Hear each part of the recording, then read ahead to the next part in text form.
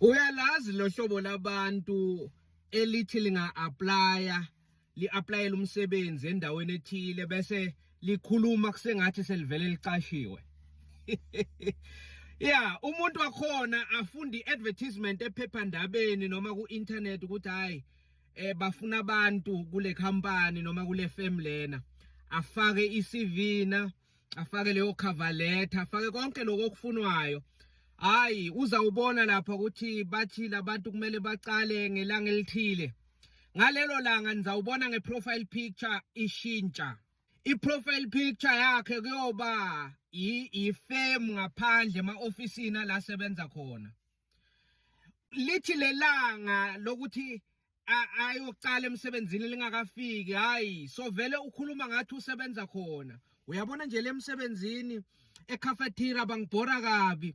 Yeah, ukhuluma kusengathi seyingcenye yale company abangakabizwanga nange interview ukuthi hayi shortlisted, kodwa yena so vele nje sewumuntu osebenza lapha, sewumuntu yena oyothenga ishirt elimhlophe, akazi noma banikwa ama-name tag noma ama-badge. Hayi kodwa yena so engraver la selobhala isibongo sakhe Dladla T. Yeah, lo engraver isibongo nema initial. Ngikutshela ukuthi na kubo Facebook uzawushintsha i-profile pic senguye ugqoke lelo shirt elimhlophe li-engravile liveza ukuthi usebenzaphi. Mina ngazi ukuthi injabulo na noma yini, kodwa lento yenza lo muntu nicabanga ukuthi kodwa uright yini. Lo hlobo leli labantu futhi ngileli ngavilaphi ukuhlalela i-internet namaphephandaba ukuthi lifunde ngamakhampani. Uma uke wathi uhlala naye phansi lo muntu o-applyile naye osahlale amincile ukuthi bamane bangibize for i-interview, ngifike ku-interview ngenze kahle banginike lo msebenzi. Mawungathi nje uhlala naye phansi uyokutshela ukuthi le nkampani yasungulwa nini, yasungulwa ngibani, bebayingakhi uma kucalwa kusetshenzwa. Unyaka wokuqala nje bachasha abantu abayingakhi ukuthi basebenze kuleyo company. Kanti futhi beyisupplyela ziphi indawo leyo nkampani. Uyabona bathi labamchasha khona bathi hayi no utholile umsebenzi, wenze kahle ku-interview, ngelanga elinjena ubuye uzocala ukusebenza. Hayi nizamsutha.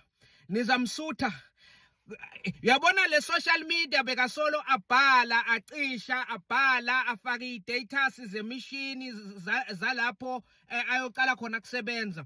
Ubese lento uyayenzisisa nakubo LinkedIn, ahamba yo-update ukuthi hayi sengisebenza endaweni enje manje.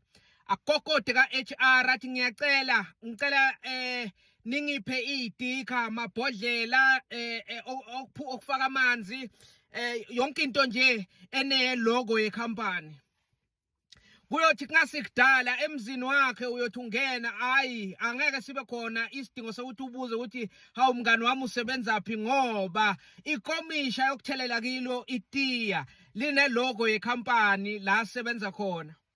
E-sitting room kudecoratwe ngamalogo nangayithombe zala sebenza khona. Ngabe ushayela amabhasi nje kuyoba ney'thombe zamabhasi yonke le sitting room yakhe nama-toys amabhasi phezu kwetafula.